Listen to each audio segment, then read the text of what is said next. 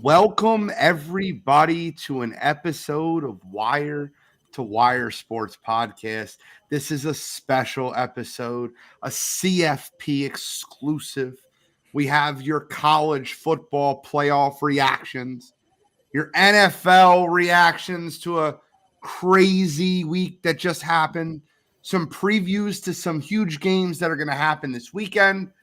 We also have a little NBA in-season tournament talk and some MLB action with a certain player, Juan Soto, just traded recently.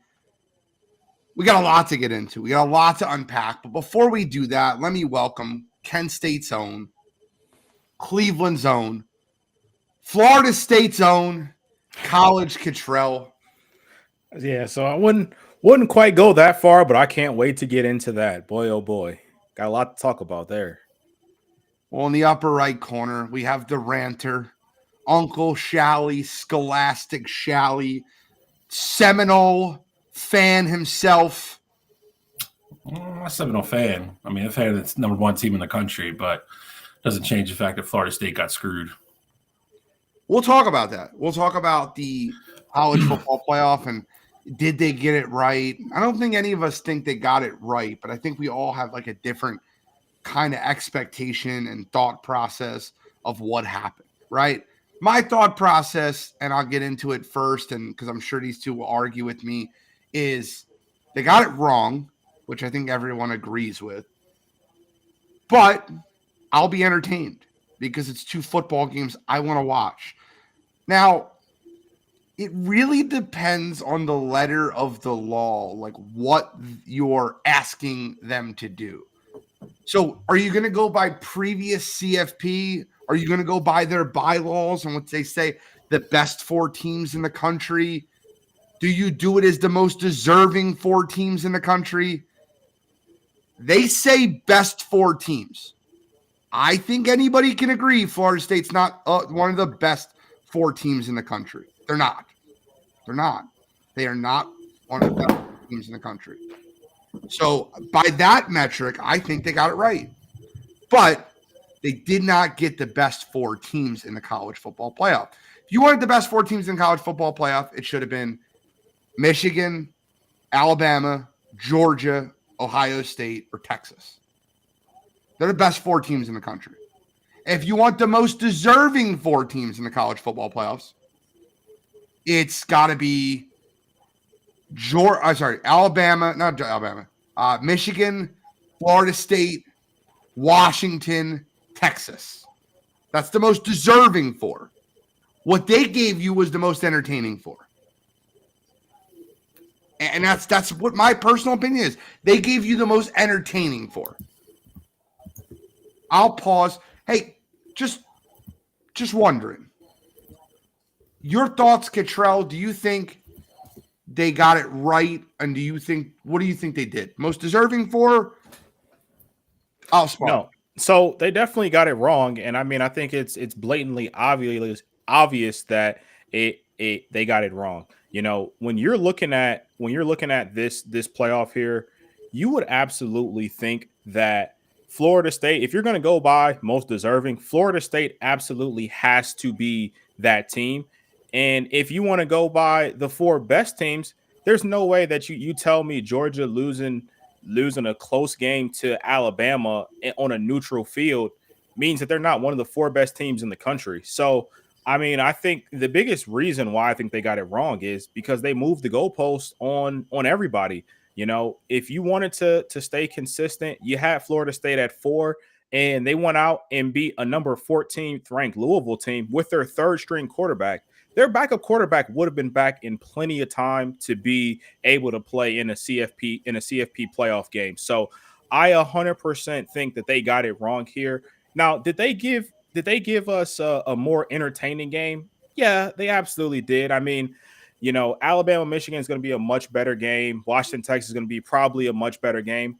But we don't know what Florida State would have had. I mean, if we're just going off of what we think's going to happen, you guys know firsthand. I know it's a higher level, but NFL wise, Carson Wentz was an MVP favorite, similar to how Jordan Travis was getting looked at in the Heisman talks, things like that. Yes, he wasn't the favorite, but if everybody had just written you guys off and was like, hey, we're not even going to give you a chance to see what you look like with Nick Foles, no one would have picked you guys to go out there and beat Tom Brady. No one would have said that was going to be the most entertaining Super Bowl we've ever had. But that absolutely wasn't the case. We got so much good stuff from that game, and the Eagles prevailed. Again, I know it's different levels, but just because you have a backup quarterback doesn't mean that you're not going to go out there and be competitive, because Florida State had one of the best defenses as well in the country. Ton of talent there. They could have relied on that to have a close game. I'm just baffled, and I can't believe that they did this. Shai, what's your thoughts? Are you baffled? I'm shocked. I'm shocked to some degree that they did it. But they were laying the groundwork for it for a couple of weeks. You go back and watch a selection show from a couple of weeks ago, and it was never about, hey, what's a one-loss Big Ten team going to do? It was always a discussion of what's going to happen if Alabama wins the SEC. What's going to happen to Florida State? My biggest point is what Cottrell said. Their job was not to be subjective and figure out what they think is going to happen in a game. They're not able to predict that. Nobody is. Cottrell brought up a good point. Gene, you felt the same way when it happened. Carson Wentz went down, and we have no shot to win the Super Bowl. Everybody brought up TCU last year about getting killed in the championship game. Fine, good point. But you also left out the point where they were 13.5-point underdogs to Michigan, and they won that game. You don't know what's going to happen on the field. Half the people in that room have never played football. They are not in any position to be subjective and predict what kids are going to do or not going to do on a football field. Their job is to pick the 4 teams based upon the criteria set up for them. And they didn't do that. They didn't do that. If you don't think the ESPN SEC bias is real, let me know. I got some beautiful oceanfront property for you up in Bucks County. It's 100% real. All the stuff's already leaking out about how Herb Street knew an hour before they went on air what the teams were. That's why the helmets were the way they were. There's the stuff that came out about the vote overnight. That's the most damning to me. They couldn't make a decision when they went to bed Saturday night. Nothing changed for Florida State going into Sunday. Nothing. And then their excuse was, well, we don't know what they're going to do with a third-string quarterback. Well, number one, the third-string quarterback's not going to start that game. Their backup is. The backup that went into Florida and beat another SEC school on the road the week before. I'm not going to sit here and tell you that Florida State would have beat Michigan or beat Washington or whoever ended up being number one. The point of the whole matter is they deserved to be there. They earned the right to be there. If you are 13-0 in a Power 5 conference, you beat 2 SEC schools for the team that you just plucked and leapfrogged them with. That matters. Alabama had their shot to go undefeated, and they lost. That's their fault. That's not Florida State's cross to bear. They got beat. They got their asses beat by Texas on their home field. That is what they were responsible for. They didn't take care of their business. It's not up to the committee to then fight their wars for them, which is exactly what happened. It's pure bias. It's pure bullshit. They're getting called out for it everywhere, as they should. They're getting raked over the coals, as they should, because they messed it up. They did. They wanted the money. They wanted the SEC in because guess what? People keep glossing over. Well, I don't say people. They don't say this on ESPN, but every other major network has picked up on it. ESPN's deal with the SEC starts January 1, 2024. Isn't that convenient? Isn't that convenient that Alabama all of a sudden is going to the Rose Bowl on January 1st, New Year's Day? Isn't that convenient? Smells like a rat, looks like a rat. It's probably a rat. It's a rat. I mean, you could say that, and I don't necessarily – guys, I don't care what you guys think. I don't. Florida State being in the college football playoff would be bad for business, would be bad for viewership, would be bad for people watching the game. You could say whatever you want. How many people less do you think are going to watch the Rose Bowl if Florida State's in it versus Alabama? Honestly. A ton. You're wrong. I think Alabama's the biggest draw in the country. They're not. They're proven. They are. They quite literally are not. Or not. Last 3 years, who's been the number one game on TV watched by everybody by 10 Michigan, million Ohio plus State. viewers? Is Alabama in that game? No. And Is Michigan in the Rose Bowl? second No. highest game so far Michigan this is year. in the Rose Bowl. Yeah. Ohio State versus Penn State. So it's not like Alabama is just, Yeah, and I stop. could make, and we didn't even get into the argument of, if you want to go draw, that's fine. But you're telling me that this Florida State team isn't better than Alabama. They're not. I tend to agree. I agree with you there. But you know who they're also not better than? They're not better than Georgia. They're not better than Ohio State. They're not better than Oregon. And they're sitting there at 5, and it's like, hey, we really wanted to put you guys in the playoff. That was. We really wanted to put you guys in the playoff, but we just couldn't. We feel like Bama's the better team, but we'll put you guys at 5. We think you're better than Georgia, but we're going to have you guys face Georgia in their bowl game. And guess what? We're going to make them 14-point favorites. I know this would absolutely never happen, but if I'm Florida State, there's too much money involved for it to happen. But if I'm Florida State, I'd be like, you know what? Thanks. No thanks. We're good with our 13-0 season. We're not playing Georgia. We're good. We don't want any parts of this. Go have Georgia face whoever you want to put in as an at-large team in this New Year's Six bowl game because we want no parts of it because we should be in the playoff. That might be happening. So I hope it does happen. But if they do play, they're going to prove exactly why they're not in the college football playoff because they're not a top 4 team in the country. Now, Shelly, your biggest argument that you make is that they're deserving. But that's not what the rule says. It says the best 4 teams in the country. They are not one of the best 4 teams in the country, admittedly by you. No, wrong. It is deserving and best 4 based upon the criteria set forth to them. Okay. Criteria is record, people you play, conference championships, head-to-head. 53rd strength of schedule. Oh, okay. Third strength of record, strength of schedule. Strength of record was 3rd, 53rd strength of schedule. Higher than Alabama. 7th. And ACC was 6-4 against the SEC. It's not a good year for the SEC. You can slice it however you want. We talked about this. You want to be unbiased about it? This is a down year for the SEC, and it's not close. LSU stinks. Ole Miss is exactly who we thought they were. Tennessee sucks. I would hate for it to be a down year for the SEC and have 5 teams in the top 15. And why is that, Gene? Because they have a ton of 9-2 and 10-1 teams in the college. But like some of the teams that are there though, like LSU is there, and let's be honest, like I can think of plenty of teams that can beat this LSU team, and we're honestly going to see this bowl season. Now I know some of these matchups aren't going to be as high powered as they could be because people are going to be foregoing the bowl game, things like that. But you're going to see Ole Miss versus Penn State in that bowl game. Like some of these games are really going to show you where everything stands. You're going to see Ohio State versus Missouri. And right now, Missouri is the favorite in that game. Regardless of how you view Ohio State right now, Missouri's favorite based on everything that's going on. LSU, I don't know how, but they got a pretty shitty bowl game. They won't face anybody in the Big Ten. But regardless, you want to talk about the SEC as well. Auburn was a team that lost 2 weeks ago to New Mexico State 31-10. That same Auburn team should have beaten an Alabama team that's going to the college football playoff. 4th and 31 absolutely should not. If that pass gets batted down, are we really talking about Alabama being the 4th best team in the country right now? Even if they do go on and beat news Georgia? For you, Cottrell. I got news for you. If that happened and Alabama still beat Georgia in the SEC championship game, you'd be having the same conversation about Georgia being 4 instead of Alabama because they were not going to be.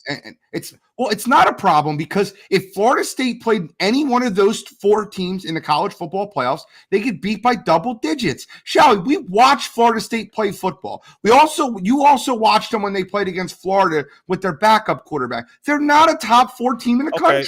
So my argument against that is how many other years have we seen teams lose by double digits? We've seen Cincinnati lose to Alabama by double digits. Were they not a deserving team? Absolutely, they were a deserving team. Versus best are not the same thing. Right, look at TCU. Look at TCU last year. They got stomped by Georgia, but guess what? They beat Michigan. They beat Michigan. So people are talking about we don't want another TCU game. Year, you shouldn't put TCU in. Exactly. That's what everybody kept bringing up, but they kept leaving out the fact that they upset Michigan in the first game. And what did we all talk about last year? How good the college football playoff was last year, because compared, except for the championship game, but they were the best 2 semifinal games that we've ever had because Yeah. every other year the games suck. So they haven't been getting it right every other year. And there was another really good point brought up today. If this was Alabama in Florida State spot, there is no shot in hell they would have kicked Alabama out of that spot if the roles were reversed. Zero. There's an SEC bias. If you don't know, what's the difference? If Jaden Milroe goes down the week before, and we've seen what Tyler Buckner looked like against USF. So you're putting Tyler Buckner up against Michigan 1-4 with a 13-0 Florida State team sitting in there? No, they wouldn't, and you know they wouldn't. So why is it this? Just call it for what it is. It's shit. Just call it for what it is. I don't think it's shit. I think that you're getting better football games.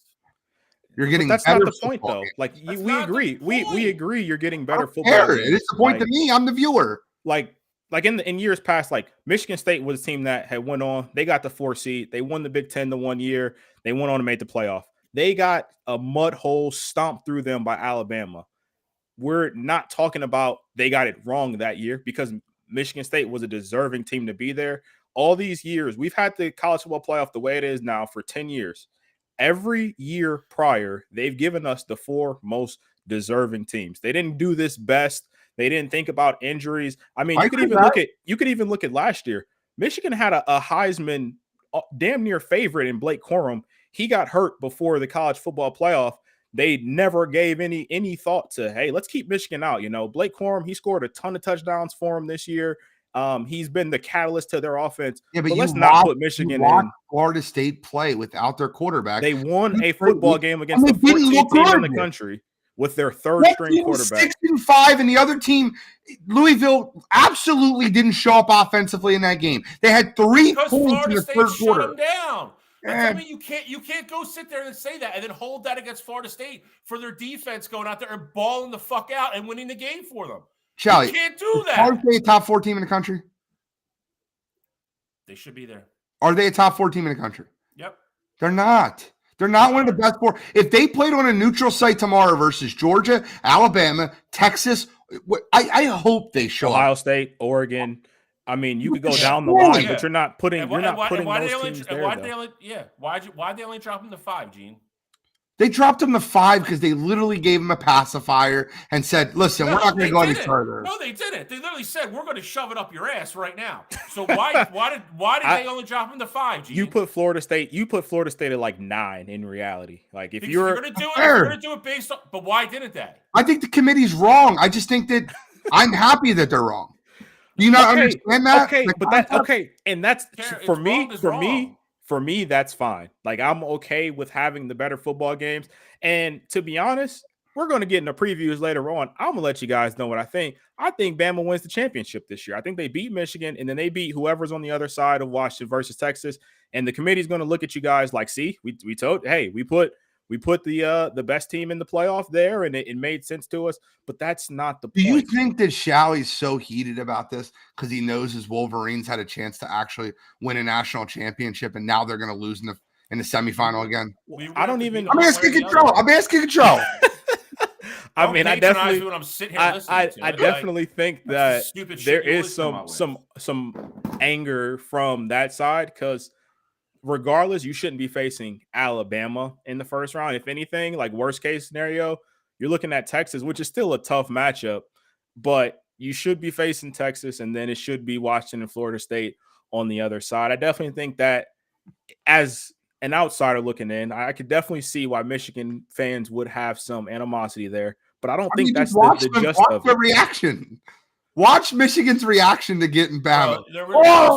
There was 4 people. There's 4 other reporters in the room, and they all said the first 4 kids that stood up said, "I can't believe they fucked over Florida State." It has nothing to do with Bama, dude. Even if they were in the other semifinal, they're going to be favored. They'd be favored to win over Washington or Texas probably as well. We'd have to play them one way or the other. Nobody's fucking scared of Alabama, dude. Sounds like Michigan is. Nah, it sounds like. Well, I mean, you wouldn't know because Penn State never gets there. So someone's heated, bro. Look how red he is. I'm not heated. It's just stupid stuff. Nobody cares who we're playing. The biggest like I guess issue to me is that Florida State, like, what do you want them to do? because I get Not it. have They their didn't look. quarterback get hurt. They didn't look great against. They didn't look great against Louisville with their third string quarterback. I understand that. That's not the guy that's going to be leading them to battle if they would have gone on to go to the college football playoff.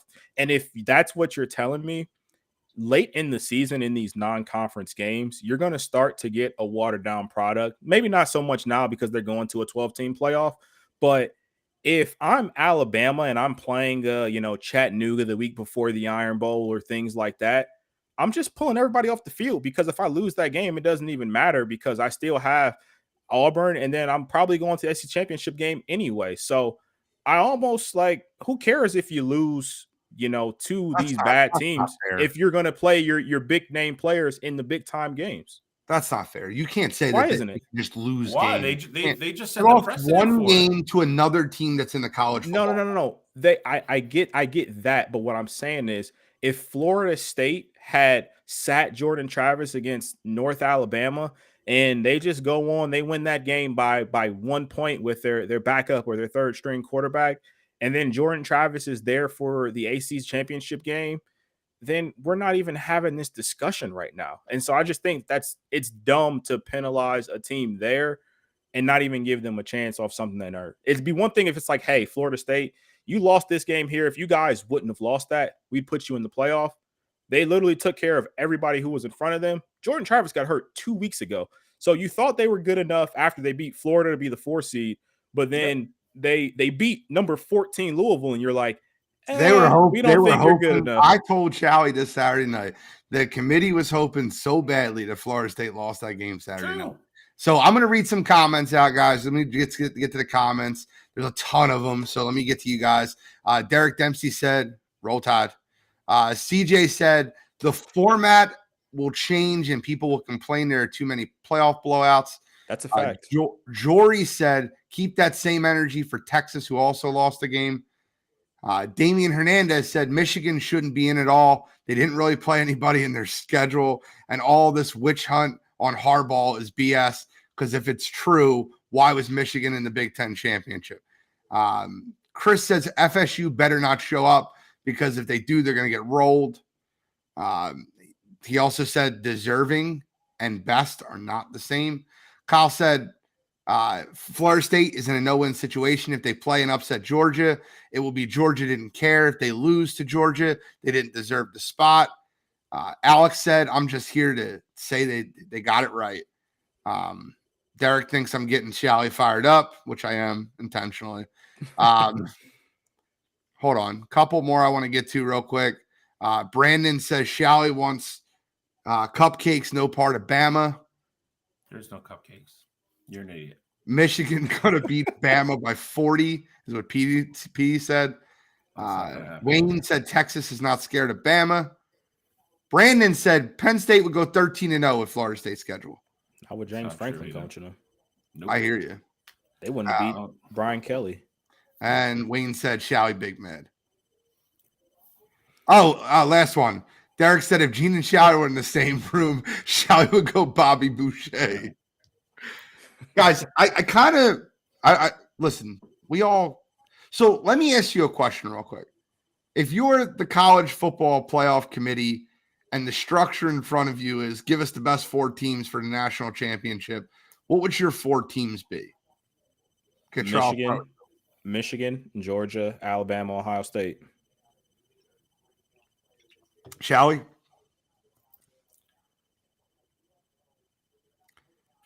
I don't know. I'm flabbergasted by Cottrell's list. The 4, if you give me 4 best, I didn't say 4 most deserving. 4 best. I guess Ohio State would be 4.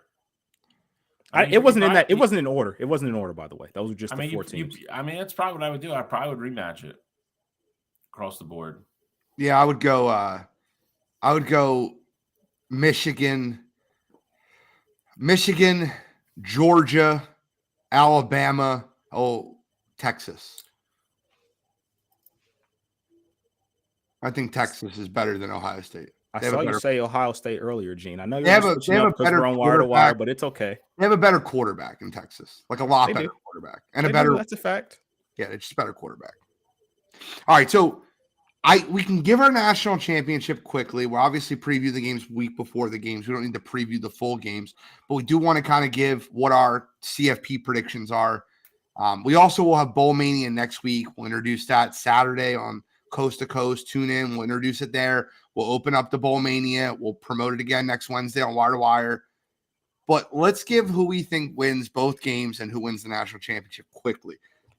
We'll give our detailed breakdown the week before, but we just kind of want to get a pick. I'll go Alabama. I think Alabama beats Michigan in the semifinal, and then I think Washington beats Texas, and I got Alabama beating Washington pretty handily in the national championship. Okay.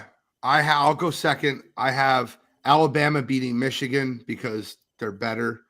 And then I have Texas beating Washington. And then I have Texas beating Alabama again a second time with Daddy Quinn getting the CFP MVP. I'm going Michigan over Alabama. I'm going Texas over Washington. I'm going Michigan over Texas. Okay. It'll be very interesting. We got 3 different national champions. And that's why the committee got it right. That's why. Now, if it was the other way around, we'd have Michigan in the finals right away. And then the winner of Washington, Texas would have been Texas probably, and you get Texas, Michigan. The thing is that you should have gotten Florida State on a neutral field with Washington. I don't know why we just automatically slide Texas into this 3 seed. Should have got Florida State versus Washington. Oh, wow. That'd be even worse because you have Washington in your college football final. They're not that good. The thing is that, 1, I think they're still going to be there. 2, Florida State has so much talent defensively. Like, they have what it takes to slow down that Washington offense. Like, that is like, look across the board defensively. Their defensive line, they get after the quarterback. They have good corners on the outside. Like, they have what it takes to slow down that Washington team. I know. It's like, oh no, like all of a sudden then it's Michigan versus Texas. That's an exciting game. Washington versus Florida State's an exciting game. Oh no, can't have that though. Got to make sure Alabama's in there somewhere. Washington versus Florida State wouldn't be exciting. It'd been a chess match for sure. Yep. Not every game has to be 45-40 to be exciting. I don't think they have to be 45. I think the Alabama-Michigan game is going to be 21-3. I mean, I think it'll be a very good football game, defensive struggle. I think with the backup quarter. That's fine. I can't. I'm trying so hard. I'm trying to push the button. Pushing the button. Button. You picked against them all year, so I hope you keep picking against them. I will. I will not pick that cheater Harbaugh ever again. Go to the NFL, you bum. Good. We'll just keep winning. You just keep taking L's. It's fine. I don't even. You guys aren't going to make the national championship again. You're going to get beaten in the college football semifinal again for the 3rd straight year. You guys will go 10-2 again next year. You're right. I don't claim my team. Penn State stinks. I know. Ohio State and Michigan. I don't claim them being great. I'm fine. Listen, I'll give you the same line Big Cat gave Aaron Rodgers. My Super Bowl is when one of you 2 Big Ten teams lose in the college football playoff and get bullied like you bully us Penn State Nittany Lions around. It's not having a lot of pride. That's pretty sad, actually. Whatever. I know we're not good. I know we aren't. Get rid of James Franklin and you'll get me a little bit more blue and white, I didn't sign him. I'm not paying him. I didn't either. I don't give them no money. All right. Bowl games. We're going to get in the bowl games next week. We'll break those down. We'll give our picks. We'll have our bowl selection. We really kind of just want to get in the CFP. Anything else college football before we close the book on college football tonight? We've got Army-Navy Saturday. You want to break it down? I think it's going to be 6-2. I'll go with the under again. Under's probably a lock, as it always is. What's it this year? 19? Let's see. I think it's like 30. Is it really 30? It's so low every year. Or 20. Yeah, I think it's like 28 and a half. Yeah. It's my point. Who cares? It's Army Navy, bro. It's a big deal. I guess. It's the only game in town. I'll go with Army by 3. They don't cover, but they win. Navy, Well, man. You gotta go so they would Navy. cover. Oh, to cover now. I think they opened up at 3, 3.5. Yeah, it's 2.5 now. Army won last year. Navy's got to get their get back. You got I Navy? I like Navy. Field goal game. You're gonna get 12-9. 12-9 Navy. Let's give our final NCAA standings for the year. Well, how about this? Ready? Let's go one pick 'em right here. Let's get one, and we'll add it in the next week before we get into Bowl Mania. Navy points. I got Army. Who you going with, Shal? I'm going with Army. There we go. Even though I was root for Navy. I think Army beats Navy. All right, so Cottrell has the best record. I have the most super dog points. Into Bowl Mania, a lot of this gets reset, but Cottrell is officially the NCAA standings winner. Again. You're a monster, and then Showie will win Bowl Mania again. Yeah, that's how it goes. That's does. how it goes every year. The problem is I normally run away with the NFL, and I'm not. I'm losing that too. I'm a loser. My I'm a loser. Wrong. Your record's wrong? What do you mean? Yeah, it should be 22-20. Not that it matters. It's got to add up to 42. Everybody's adds up to 42. Oh, okay. Like I said, it doesn't matter. Maybe it's 20. Maybe it's 21-21. Maybe you gave him an extra win. I was 2-1 last week. I can't. This whole show is. Sean, come on, bro. Give me the heat. We're good. Let's go. Oh, first of all, let me get this up there, right? Wayne, I have seen you share 25 posts in the last 3 days. Oh, boy. And every one of them has either been something about the Eagles or Dak Prescott for MVP. Ugh. That's it. You're going to get your cake Sunday, and let's see if you guys can eat it at home. And by the way, if you win Sunday, guess what? You're still in second place. The losers. And by the way, I hate to break it to you. I hate to break it to you, but it is December. It is December. It's like and kryptonite Dallas for Cowboys, Superman. just like, listen, just like Batman in the light, just like, whatever. I forget. Vampires is when the sun comes up. You can count on 3 things since 2000: death, taxes, and the Cowboys to suck in December and January. All right, so NFL. We had a rough weekend for the Philadelphia as a Philadelphia Eagles fan. We got stomped by San Francisco. They told us they were going to kick our ass. They wore all black in our stadium. They bullied us on the field. They took our lunch money. And then they left. The only win of that game was Big Dom getting some FaceTime. Now, I'm not here to make excuses. We got our ass beat. Not here to make excuses. Followed by an excuse.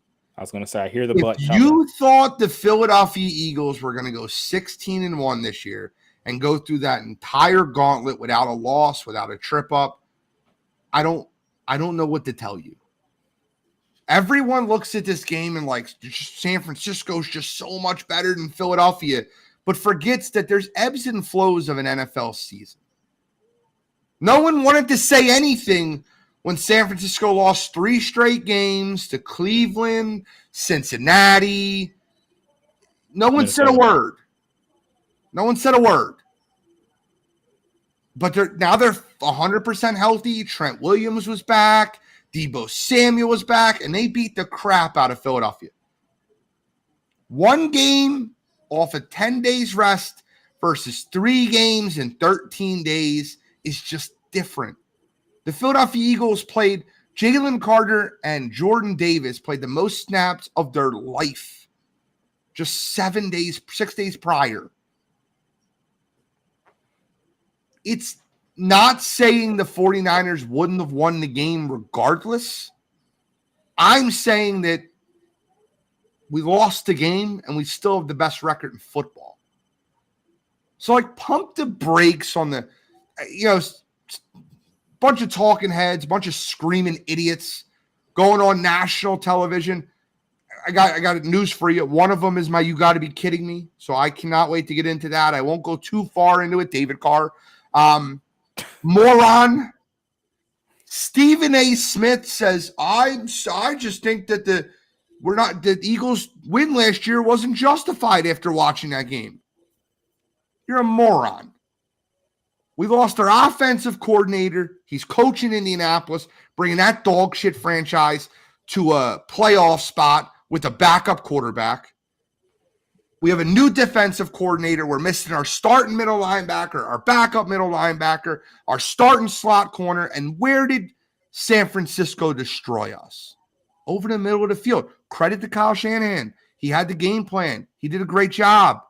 I just think when we see them again in January, it's going to be a different story.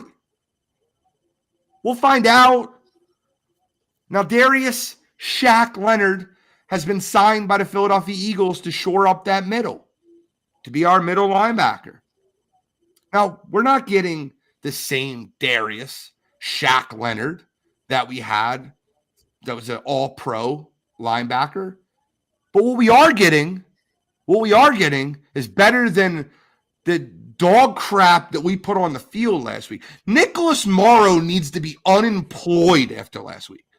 That was the worst beating I've ever seen from a linebacker playing for the Eagles since LaVon Kirkland. Your thoughts on the Eagles 49ers last week's game of the week? I mean, it was kind of like worst fears coming true. I mean, I would say it was one really bad half, of being honest. I didn't think they were that far out of the game in the first. I think there's things they need to fix. I think they needed, in a weird way, kind of like you said, I think the loss kind of lets them exhale a little bit in a weird way. You hold on that tight for that long and have all these tough games back to back to back in high pressure situations like that. It's not the easiest thing in the world. It's by no means an excuse for the level of play that was displayed on Sunday, especially on the defensive side of the ball. But to your other point, this isn't the end of the season. This isn't going to be some epic downfall of the team. I wouldn't be surprised if they go down to Dallas Sunday and win. I think they kind of needed a reset. You heard it from Kelsey and a couple other guys. They were just like, they're real honest about it. They're like, we got our rear ends kicked, and we got to regroup and just start from square one on Tuesday and get ready for Dallas. I don't think they'll have any problem getting up for that game, especially because if they win, I think they go up to like 90% to win the division. So it is a big game, and it's not the end of the world if they lose. But I think Shaq Leonard will help. The one thing that even after all the great moves he's made, that he's kind of gotten still a little bit critiqued for is the lack of, depth of money that we spend at the linebacker position. And you're seeing it now. Nakobe can't stay on the field. Cunningham's hurt now. He got a little bit exposed on Sunday. But that being said, I'm not sitting here crying over spilled milk. We lost to, in my opinion, the second best team in the NFL. Is what it is. It's going to happen. Like you said, they weren't going 17-0.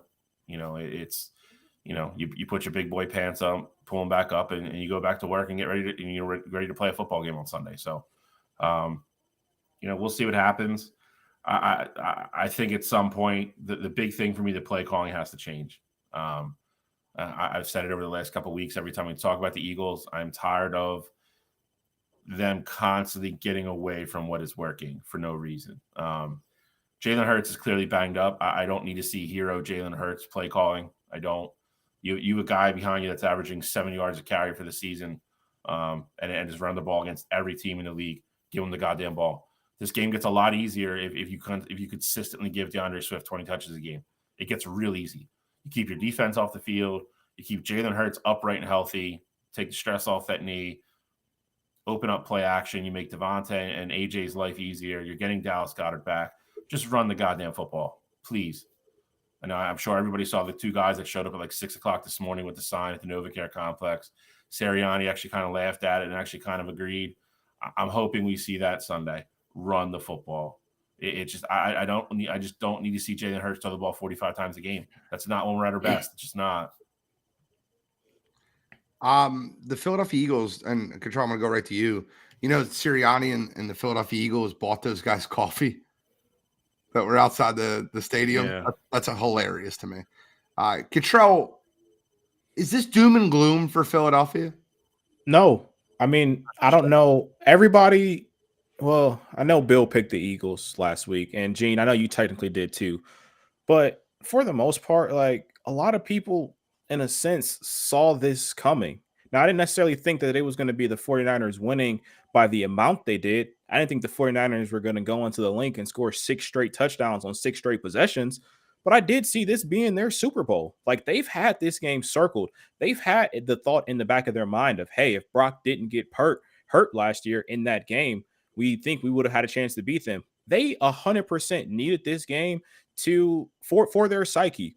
You can't go into the NFC playoffs this year knowing that you lost to the Eagles again, but this time with Brock Purdy. All your guys are back and healthy, and you still know in the back of your mind, we lost 2 games and we didn't get it done either time. So the 49ers, that was a situation that it was damn near a must win. And then the other thing too was that game, they 100% needed that game, because if the Eagles win that game, you could basically kiss the number 1 seed goodbye. And at this point, it's still the Eagles to lose. So I don't think it's the end of the world. I did think the Niners were going to win that game, but by no means is that the end all be all. Lane Johnson's a little bit banged up right now. Of course, if the Eagles get that 1 seed, they're going to have a bye. That gives these guys another week to get at least a little bit healthier and just give them some time. Now, with that said, on the other side, the 49ers are going to have to play that first week. They're going to have to play that wild card game, try to go through and be unfazed. Then they got to play the tougher opponent in the divisional round if they make it there. And then they're going to have to see the Eagles in that NFC Championship game. So in the big picture, this was a must win for the 49ers. The Eagles, it would have been a very nice to win, but they know this wasn't their best effort. They're not going to be like, oh, damn, the 49ers are just better than us this year. What can we do? They're going to beat us in the playoffs again. So it's nice, for 49ers fans. I'm sure they feel, vindication for last year's playoff loss. See, Brock was there, threw 4 touchdowns, blah, blah, blah, blah, blah. But I mean, the reality of it is the 49ers needed that game way more than the Eagles did. Not saying they didn't try to win that game, but that's really just the reality of the situation. But I will say, while we're here, I'm sick of the narratives being pushed. You talked about it with Wayne talking about, sharing posts about Dak Prescott being an MVP candidate, things like that. I'm not giving you brownie points for beating a 6-6 Seattle Seahawks team that shouldn't even be going to the playoffs this year. For Brock Purdy, did he play great against the Eagles? Absolutely. But let's not put him in this MVP discussion because he was throwing 5-yard passes to Deebo Samuel, and then he was taking them 60 yards up the field. Like, that's not what the MVP is, in my opinion. He's the MVP of the league. He's not the MVP. Brock Purdy is the MVP. Not off of that game. That game doesn't show me. It might not be off that game, but he's the MVP of the league. I disagree. I don't think he's the MVP of his team. Christian McCaffrey's more of an MVP in my mind than Brock Purdy. Who's your MVP? I'd have C-Mac. You're going to give it to a quarterback. You can stop playing CMC and Tyreek. But you don't have to give it to a quarterback. Hasn't earned it this year. I know they're going to, but a quarterback hasn't earned it this year. So if Jalen Hurts haven't played of MVP, who are you giving it to? I would give it to. You said, what was the question? You have to pick a quarterback to give MVP because they're not going to give it to. You're right. Christian McCaffrey, Trent Williams, Deebo Samuel, whoever. No, not even just with them. I'm just saying CMC is having a better season. You're right. Brock Purdy is. You're not going to give him MVP. So I'm asking you, if there was a best quarterback award that they had to give to the most prolific quarterback of the year, who are you giving it to? Right now, see, I don't even want to do that because if we Brock have to Purdy. do that, for me it'd be Dak Prescott. Okay, that's fine. But I don't want These I don't look want good to do too. that. Neither one of them are You don't having have to want to do MVP that. seasons. They're going to in pick my a opinion. quarterback. So what I'm asking you I is, know, but that doesn't how make it right. who would you pick? That doesn't make it right though. Tyreek Hill has 1,400 yards and there's 5 games to go. Like he's on pace to have 2,000 yards this season. And Brock Purdy's and Dak Prescott, they're going to probably end the season with like 4,500 yards. Dak's going to have 10 plus interceptions. Brock Purdy's not even going to have the most touchdowns on his team. And we're talking about these guys being MVP candidates. Like I don't agree with that part of it. About Deebo Samuel taking a 5-yard slant to the house or a screen pass to the house. I'm going to bring up a stat for you. 48.5% of Brock Purdy's passing yards this year are yards after catch. Last year, Patrick Mahomes won the MVP. 52.3% of his passing yards were yards after catch. He has the most air yards and per completion. He has the most air yards per completion in the NFL, and he has the highest completion percentage in the NFL. He's the MVP. Okay, I hate saying it. I'm Patrick, wrong. Like I hate saying I'm wrong about Brock Purdy. With Patrick Mahomes, though, did he not have the most touchdowns? How many touchdown passes did he have last year? Was he not the leader there? Yeah. Dak Prescott's like 7th in touchdowns there. Second. So like in yards, he's 7th. In yards, okay. Now we're at yards. We're at different stat. He's 7th. He's 7th in total yards. Touchdowns. You said he's where? Second in passing touchdowns. Yes, it might be total touchdowns. I could be wrong. I know he's second. I don't know if I'll look it up real quick.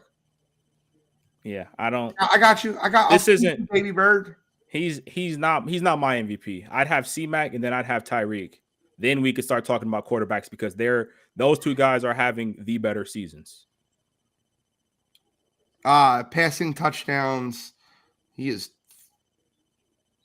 not close to the top. Where's Dak?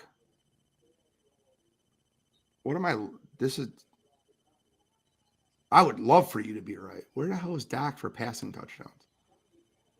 Oh, number 1. He's 26. He's got number 1 in the NFL. I was looking from second to fourth. He's number 1. He has a 26 touchdown to 6 interception ratio. He's got a 108 quarterback rating, which is number 2 among active quarterbacks. That's Dak. We're talking about Brock.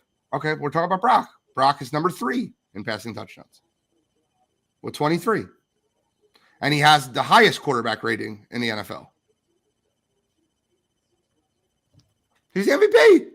Brock's the MVP. I hate saying it. He's the MVP. I was wrong about Brock Purdy. He's very good. I'm not even arguing about the fact of him being good or not, but saying so right now what we're saying is he's the best quarterback, so that means he's the MVP.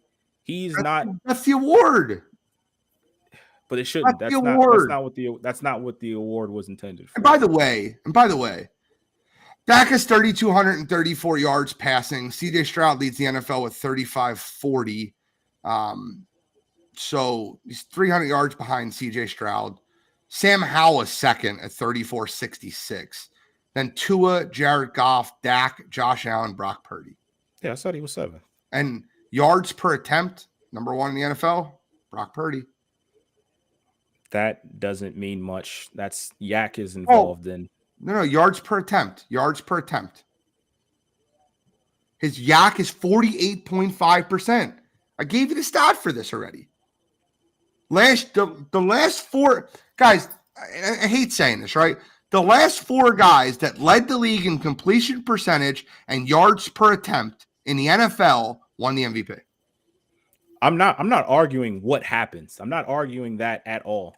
I'm saying if you look at this season of Brock Purdy's, I'm not even just saying it just because it's Brock Purdy.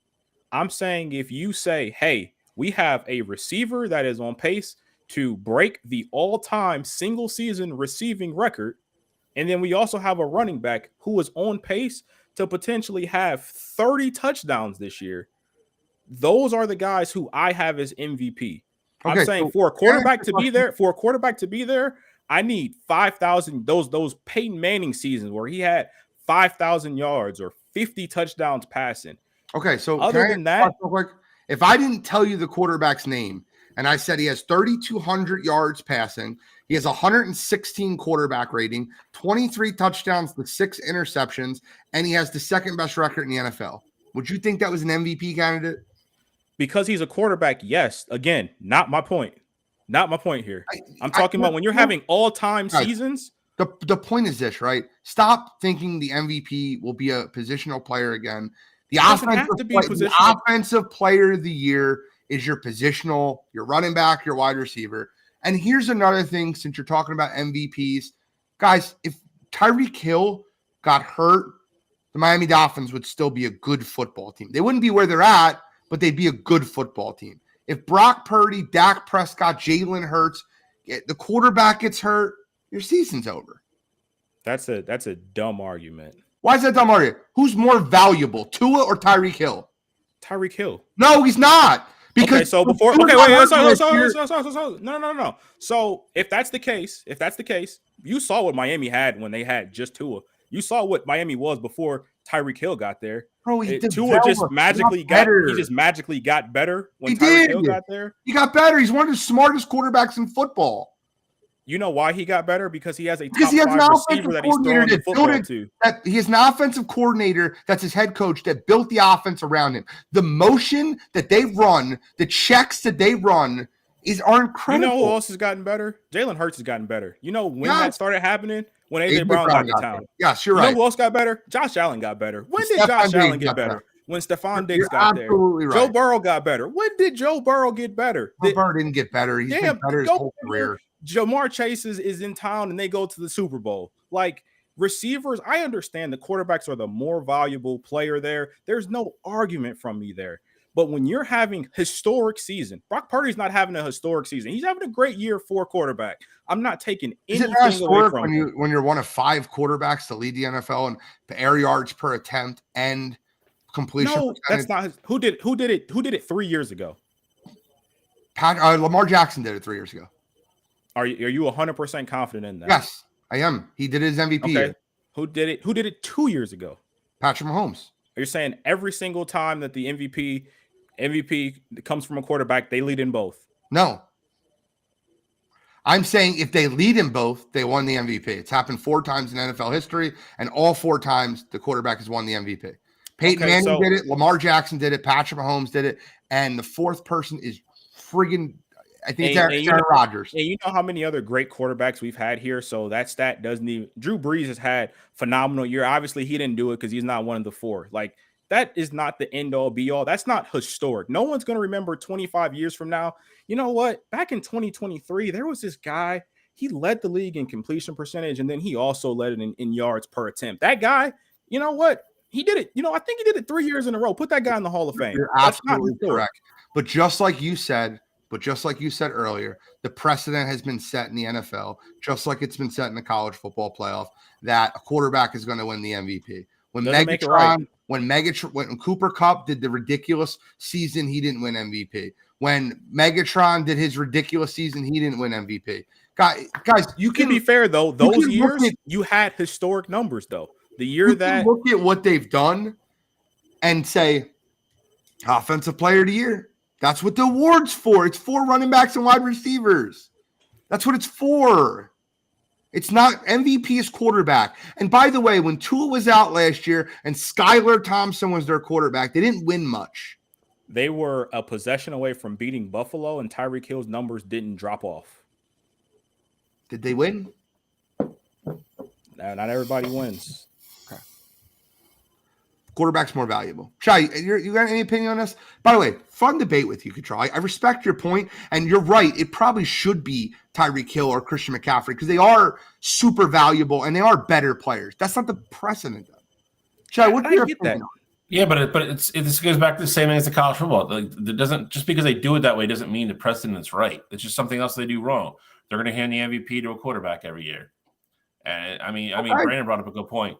Put 15 quarterbacks on that San Francisco team, they don't miss a beat. I like Brock Purdy. I think he's good. You take anybody else in the top 12, San Francisco's still a great team. I think they're still a great team. I think Brock has completely bought into what Kyle Shanahan wants him to do, and it's a match made in heaven. It's not bought in. It's what he has to do. It's not like he came in here like making demands, being like, I want to air the ball out. That's not what he can do. Okay, so it's what he has to do. Buy into what Kyle Shanahan did. And it makes it 100% easier when you have the best running back on the planet behind you that's on pace to score 30. And the best left tackle and one of the best receiving cores. I agree with you. All right, so stop piling all the praise on Brock Purdy like he's the reason they're winning. He's not. They're a good football team. They're a very good football team. Agreed. But why did they give away so much to get C-Mac? Because he was the pivotal piece that they were missing. You're right. I, once again, completely agree with you. It's a quarterback award. I'm forcing you to give it to a quarterback. Who are you giving it to right now? I'm not giving it to Brock Purdy, and I'm sure as hell not giving it to Dak Prescott. Who are you giving it to? I'll just give it to Mahomes. How? Just for the fuck of it, you know? Just for the fuck of it. He's doing the most with the least. He's not. He just lost to Green Bay. Yeah, hey, you know what?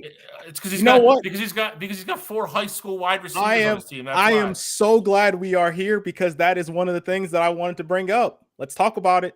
Go ahead. Patrick Mahomes. This is the third game not in a row, but third game this season. He has had a chance to put his team ahead. We saw it week 1 against the Lions. We saw it against the Eagles, and now we have this Packers game. He had a chance to take the lead. He failed. Are we talking about his clutch gene, or does he just get a pass because he's Pat Mahomes? He gets a pass. He has 2 MVPs and he has 2 Super Bowls. Understood. I get that. When you win in this league, you get a pass. When you're 4-7 as a quarterback, you don't. I understand that, and that's perfectly fine. So I have another stat to back that up. I'm just saying. Cool. So since 2020, guess how many game-winning drives Patrick Mahomes had? And I picked 2020 because that was 6. Justin Herbert's rookie year. 6. He's had 11. Okay, it's pretty high. Guess how many Justin Herbert has had since 2020? 14. 14 is correct. And you know why he has let's not because his team is always behind. That's not accurate. I'm sure that I thought that's where you would be going, but Pat Mahomes blows out more teams, which is why Justin Herbert has more. Which is fine, but my point being here, let's just stop this narrative just because this is a team game. The narrative doesn't have to be there that he doesn't come back and win these football games. He's got more than Pat Mahomes since he's been in the league. So let's not do that. Is win? I'm tired of the narrative. Stat? Is win-loss not a quarterback stat? It's an everybody stat. No, but is it a quarterback stat? Sure. Okay, so if win-loss is a quarterback stat, and you have one guy who's won 2 Super Bowls and 2 MVPs, another guy that's below 500 in his 5-year career. You're moving the goalpost. I'm not. He doesn't win. Nobody on the show ever debated that Justin Herbert won more than Patrick Mahomes. He brought up Patrick Mahomes. Your argument. I'm not arguing about winning though. I'm arguing about this. Is that he can't win a game in the fourth quarter. Control just gave you a stat that he's done it more than Patrick Mahomes. That's been the argument. Nobody's saying he's better than Patrick Mahomes. Nobody's ever said that he's won more. You're moving the goalpost to fit your narrative. That's what you're doing right now. Didn't move any goalpost. And that's what I'm here. Game he's played this year. To end the narrative. I've watched every single one of them. And every single game he's played this year. What has your argument been all season? He doesn't win the big game. Correct. Kuchal just proved you wrong. He's done it more times. He did not prove me wrong. 14 game-winning drives when you're playing against the Oakland Raiders because you let them stay in the game.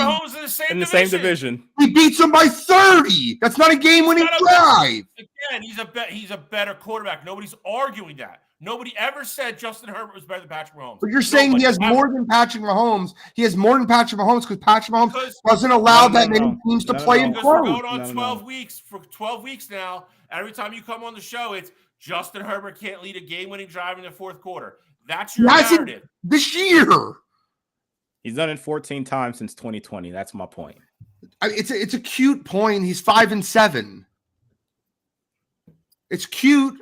Like, it's nice that you brought it up. I mean, what was Trevor Lawrence with Urban Meyer? Like, what is Trevor Lawrence now? Like, that's not my fault that the Chargers haven't made an adjustment at their quarterback. I'm not saying it is, but we didn't come in here damning Trevor. How many times that Justin Herbert's had the ball with the game on the line and it's failed? Because the truth is this, and I'll give the numbers once again: 36-34 Miami had the ball with 2 minutes left. down a field goal, lost the game. 27-24 versus the Titans. Had the ball in the red zone, down 3 points, couldn't get in the end zone. Got the ball in overtime, went 3 and out, lost the game. 28-24. Oh, I'm not done. 28-24. Game.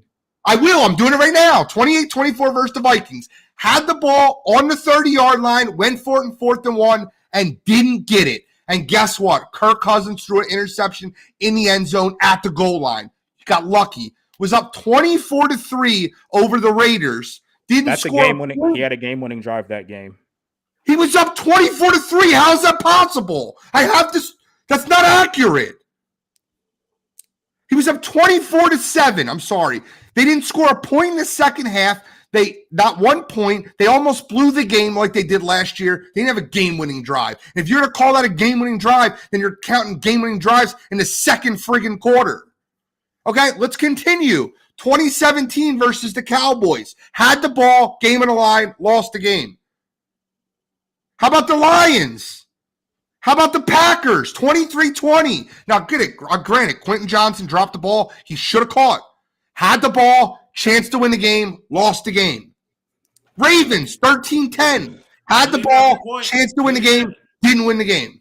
Leaving out the point in the Packers game where he scored with 3.5 minutes to go. Defense came on the field and Packers scored in 4 fucking plays.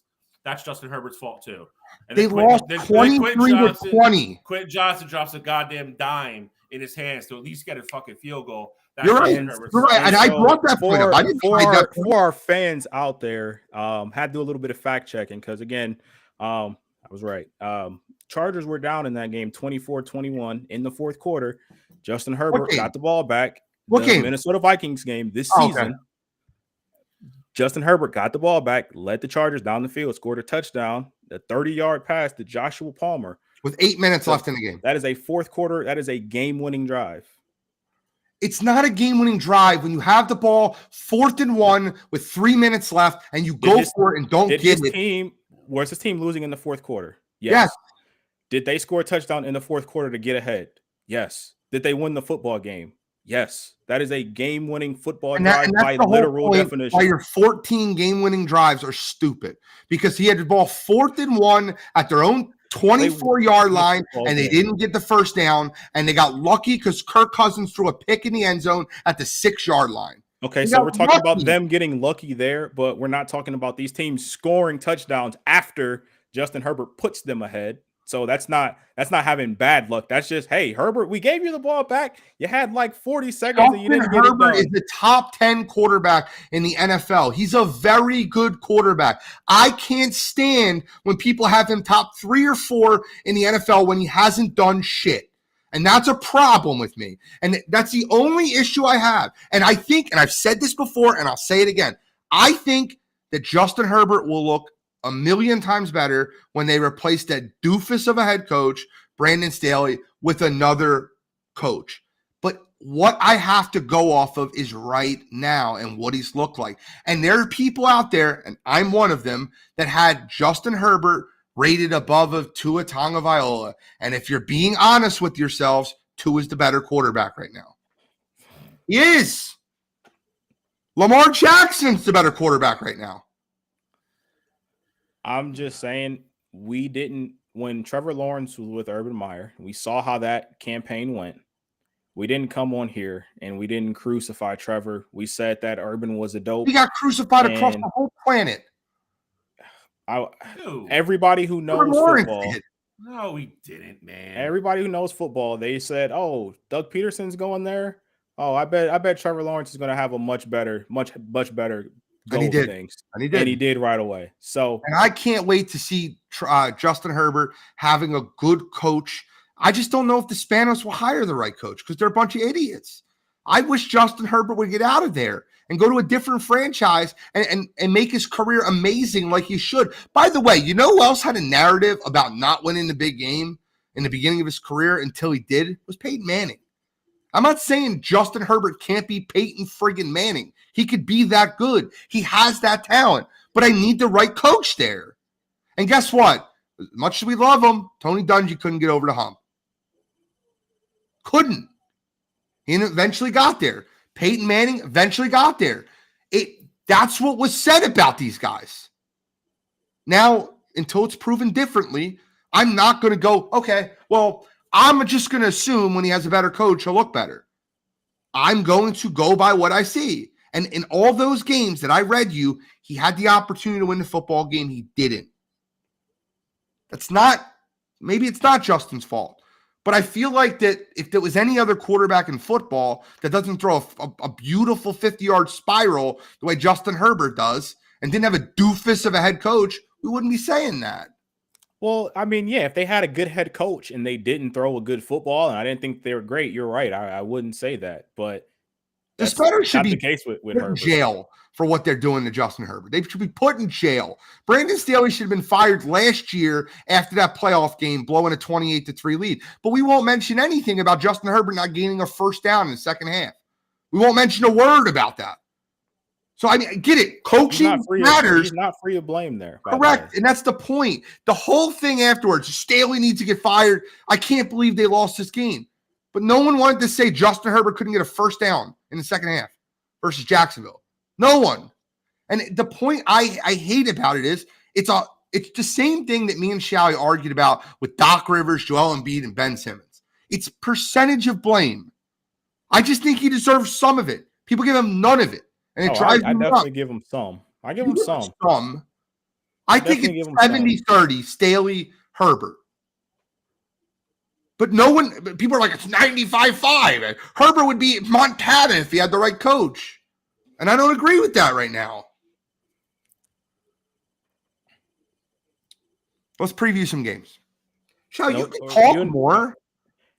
Are we getting in the coaches? I'm just not arguing about Justin Herbert anymore. Let's do coaches. I didn't bring up the Herbert point. I wasn't about to. Cottrell tried to corner me and then got quiet. Oh, no. I mean, again, I was right. No, you weren't. Look, he has a game-winning drive this year. Down 7 in the 8 minutes left. Did they give game-winning? Are they fourth quarter game-winning drives? Fourth quarter game-winning drive. Just making sure they're fourth quarter. I don't know. Maybe it was 7-3 and it was a game-winning drive in the first quarter. I don't know. Fourth quarter or overtime. Okay, good. Just making sure. Coaching carousel. Can we talk about coaches? I'm going to give you a list of coaches, and I want you guys to tell me whether you think they survive. They start next year as their team's head coach. Fired. First one, whoever you get, fired. Okay. I'll start with one. I'm going to make it difficult for him because he said that. I will. You're going to go. I know where you're going. Do you know where I'm going? I do. Kevin Stefanski. Oh, you weren't going there. I was. He's not getting fired. Was he not on the hot seat coming into the season? Coming into the season, yeah. And when they lose out and they don't make the playoffs, could he get fired? No. Okay. I get it. I agree with you. I'm just giving examples. They won't. Bill Belichick. Won't get fired. I could see him not being the coach, but Robert Kraft's never going to fire him. If I'm being 1,000% honest, Bill Belichick needs to get fired from his GM role. Man can still coach. The talent, they just have no talent on that team. But I don't think he'd get fired, but I don't think he's coaching the Patriots next year. Riverboat Ron. Fired. Gone. Agreed. Next one on the agenda, Mr. Matt Eberflus. Fired. Gone. You should have been fired yesterday. Agreed. Never should have been hired. Brandon Staley. Fired. Gone. We're firing a lot of coaches. Oh, yeah. Might be the most ever, to be honest. Schefter said the other day if it's not in double digits, he would be surprised. I agree. Dennis Allen. Fired. Saints are too talented to be under 500 right now. Fired. Are they though? That team is full of talent. Roster. I agree. I don't disagree with anything you said. I don't disagree. If there's anybody that ekes out another year, I think it might be him. Todd Bowles. I think he's safe. Safe? I think he's safe. You can say I think he stays. I don't think he's safe. No, what I mean, in terms know. of fired or staying, that's what safe for me is just stay. I'm not saying he's nothing to worry about. Arthur Smith. Gone. They're probably gonna win the NFC South, so I think he keeps his job. That's so terrible. It is. If I was Drake London, Kyle Pitts, and Bijan Robinson, I'd have a meeting with the GM and be like, "Are you guys for real with this? Like, you guys drafted all three of us in the top 10 in the NFL. You think we're the can't problem? see the football. We can't see the You football. think we're the problem? Drake London, Kyle Pitts, and Bijan Robinson, 3 top 10 picks at skill positions, and they got Desmond Ridder playing quarterback. Throwing the ball to Jonnu Smith and handing the ball off to Tyler Algier, It's neither one of them stink, but come on. I think that situation is very similar to Tampa because, I mean, until they address the quarterback position, I don't think it really matters. No, Arthur Smith is still an idiot. Like, he just – the times that he takes Bijan Robinson off the field makes like, he's by far the most explosive player on that offense. I don't know how he doesn't get more touches. Okay. Do you guys think that Jonathan Gannon gets another year? Absolutely. Yeah. Okay. I think he's a surefire. I think he's pushed that team in the right direction. They're not winning a lot of football games, but the team plays inspired week in and week out. Yeah, I mean, the last 3 or 4 weeks they played dramatically better than they started the year. Do you think Antonio Pierce keeps the job in Las Vegas? I do. I don't think he botches it again. I think there's enough people in his ear to realize that he can't make the same mistake that he did with Rich. So I think Antonio Pierce is the head coach next year. I think he should, but I do think you're going to see a different coach there. I'm going to go fired. I don't think that. I think they hire someone else. Yep. I think they make the same mistake. Yep. If they do that, honest to God, I hope they go 0-17. I really do. I will actively root against the Raiders next year. I got a fun one for you. Mike McCarthy. No one thinks about him getting fired, but if he loses in there early in the playoffs again, he really depends on how the season ends. So I'm not going to say that I'm he can't get fired. Project. I think they're going to win a playoff game this year. I mean, if they get to divisional and they lose to San Fran or Philly, I don't know if that's enough to fire them. Both those teams are better than the Cowboys. I don't care. I'll say he stays. You cannot keep losing games in the first round of the playoffs. When we brought you here, you told me Kellen Moore was the problem and that you needed to be in charge. And so we said, hey, we're going to do that. And you lose again this year. I don't care how the game looks. It could be a walk-off field goal. It could be a fumble. I don't give a damn. I think Jerry's going to be like, look, this isn't good enough. Fired. I think they win a playoff game this year and then they lose to either Philly or San Fran in the second round. I got 2 more tough ones, and I think I'm missing one. So if I miss one, let me know. But I have 2 tough ones. Pete Carroll. He's not getting fired. I don't think that's tough. Does he need to retire? No. That's what my man Cool just said in the chat. I think he's. I would say he's probably closer to like that Bill Belichick category.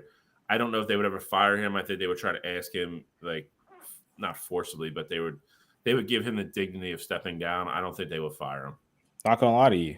I mean, with that Seahawks team, I'm not saying he's great by any means, but I think he's doing a good job. Like, how many people thought Geno Smith would be what he is? Now, obviously, this year is not as good as it was last year, but him having 6 wins with that team, I'm not saying it's a terrible team, but Geno at the helm too, and they're in playoff positioning, I think he keeps it another year. All that team needs to do is get a quarterback. That team gets a good quarterback, that offense is going to be stupid. If they get a ball a guy that can consistently get the ball out to those receivers and those running backs. That team's an offensive juggernaut if they get a good quarterback. I do think this one is something I'm probably missing too. I obviously didn't use Brian Daboll. He was Coach of the Year finalist. Sean McDermott was the last one that was on my list. Oh, I got another one then. I said it earlier in the year. I think if they don't make the playoffs, I think he's gone. I really do. I think he's had chance after chance after chance. They got Diggs. They did this. They did that. He can't get over the hump. And at some point, you got to change the voice in the room. Well, what am I missing, Gautreaux? To answer that one, I would say he stays only because they scapegoated Ken Dorsey. Now, Joe Brady, I've always been a friend of Joe Brady. He was the OC at LSU in 2019. I think depending on how Buffalo looks these next few games, even if they don't go to the Super Bowl, I think they're going to give them one more year together, like a full year, to be together and kind of see what happens. But the one that you're missing is in that division. That's Robert Saleh. I think he stays. I don't think it's up for debate. I think that's the question mark though. Like at what point is enough? Like I personally think he stays too, and I don't think he's earned like to be fired. But if you look at his record since he's been there, I mean, it's not even. You look at that record with pretty much anybody else, regardless of the situation. It's like, hey, we're getting this guy out of here at the end of the season. I think the biggest mistake the team made. I'm sorry, Rashad. I think the biggest mistake that team made was not getting a backup quarterback for Aaron Rodgers. I don't think they'll make that mistake next year. I agree that I think he stays. I just don't think it's as solid as it was at the beginning of the year. I think even with Aaron going down, and you can't project that and prepare for that. I don't think we've had the chance. I think he'll get the chance to see what he is with him being his quarterback. But I think with some of the stuff that has gone on this year with certain guys in the locker room, the reports coming out that, he has lost some guys with the Zach Wilson debacle and everything. I just don't think it's as short-footed as it was, but ultimately I think he stays and he gets one more year with, I will say if they don't win, if they're not good next year, I think he gets the axe though. I think it's insane to kind of think about here. Like the NFC South, I know we went over all their coaches, but I wonder, has there ever been a year where every coach in one division has been fired or let go or whatever? Like not been. It's very possible in the NFC South.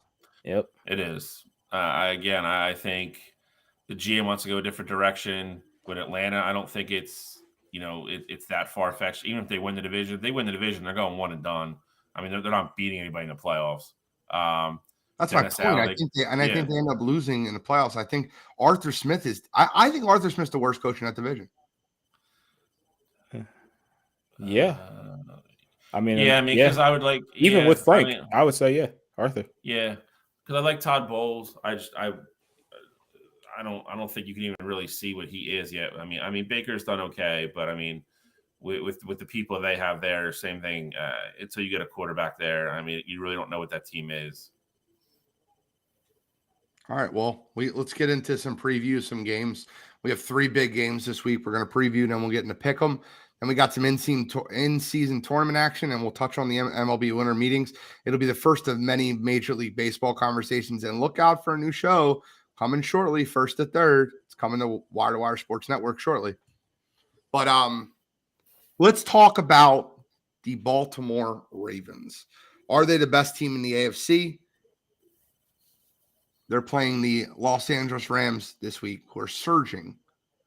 Your thoughts on the Baltimore Ravens? Are they the best team in the AFC? For me, I would say it's a de facto yes, because of the top teams in the AFC, they happen to be one of 3 that still have their starting quarterback. And I like what their defense looks like. So I'd say yes right now, but I don't even know if that. Me saying yes now, I wouldn't even say that they're my favorites to go to the Super Bowl out of the AFC. Okay. Charlie? I think they're playing the best right now. I think a lot of what Cottrell said factors into. I mean, you have the Bengals without Joe Burrow. You have all these other quarterbacks hurt. I don't think we have like the true, landscape of what we usually have in the AFC. But I mean, they're also doing what they're taking care of business. They're doing what they're supposed to do. Rams team has looked great since everybody came back healthy. But I mean, if I had to pick, it's really hard to pick against Patrick Mahomes come playoff time when it gets cold and all the crazy stuff starts happening. But again,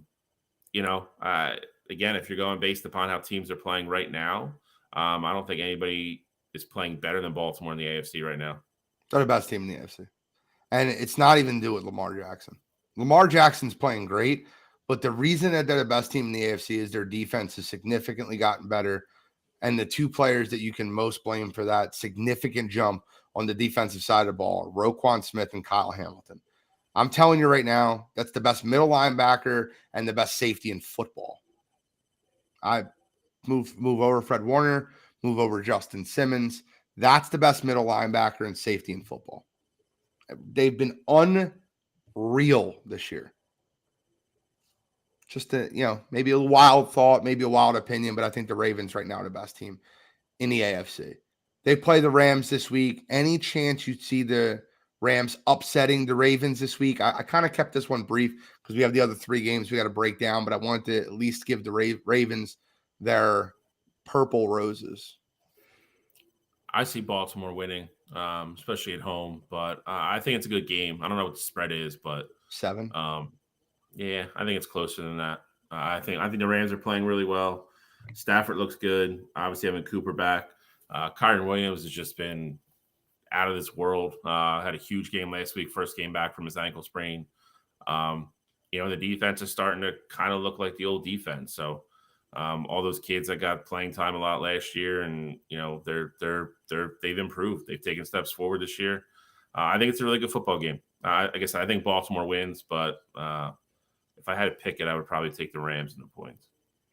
I'm taking Baltimore. I think what you saw last week with the Rams was I don't think they'll be able to have the same success against that Baltimore team. Kyron, I think, will have a bit of a slower paced game.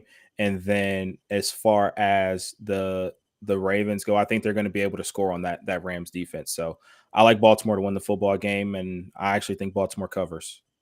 Not one of my picks. I'm going to go with Baltimore, though, too. But let's get into the 3 games that we are breaking down this week. We'll start with Seahawks 49ers. It is a division game. The Seahawks are 12.5-point dogs at San Francisco. Could this be a letdown spot for San Francisco?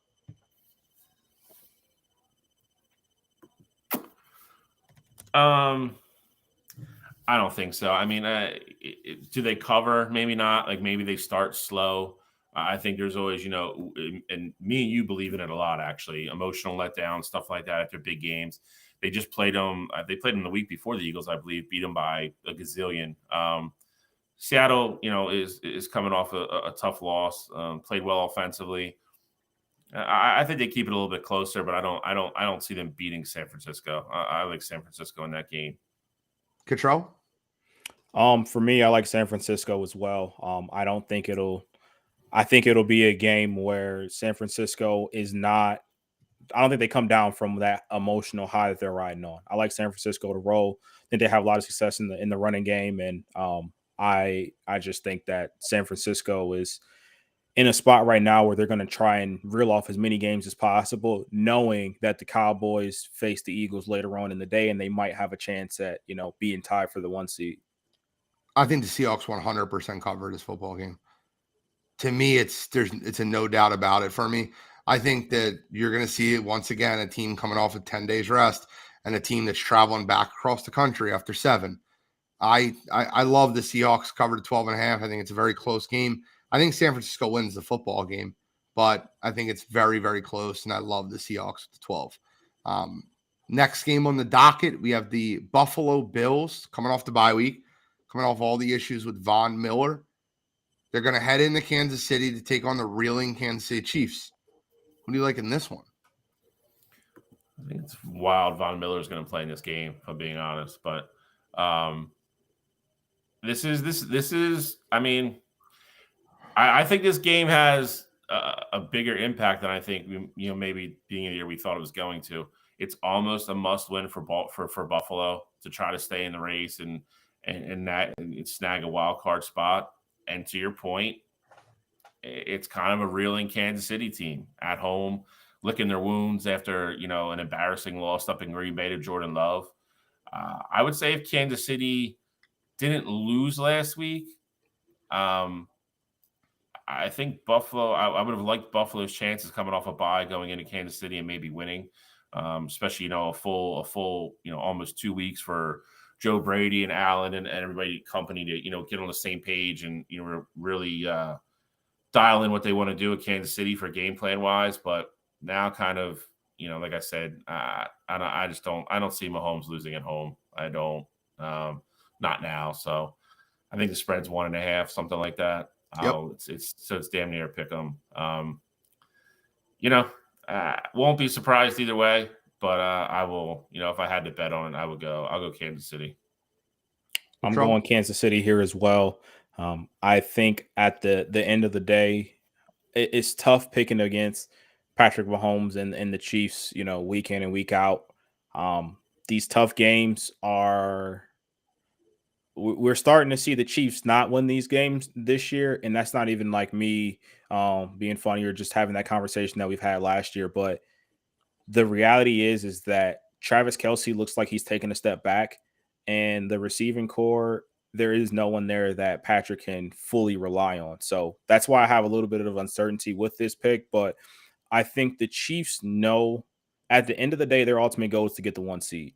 And I think that's going to get them to, they're going to get up for this game. I think they're going to win it.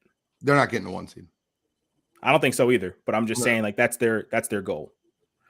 The way they do have a path, they have to win out, and they need Baltimore to beat Miami and then lose at San Francisco. Very realistic that could happen.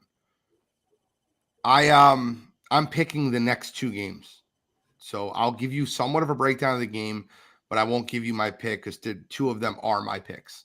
So I think it's a very interesting game. Buffalo coming off the bye week.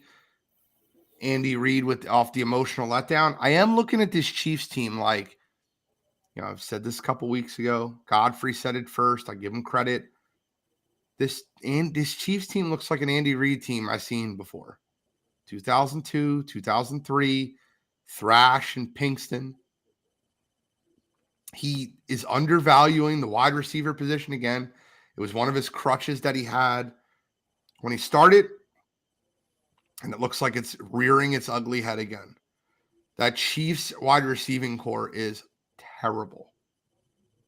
Will they get up for a home game in Arrowhead, though? We'll find out. I'll give you my opinion on it when I give my pick 'em. The last game on the docket, Sunday Night Football. The Philadelphia Eagles are 3.5-point dogs. They're traveling to Dallas to take on the Cowboys. I'm also picking this game.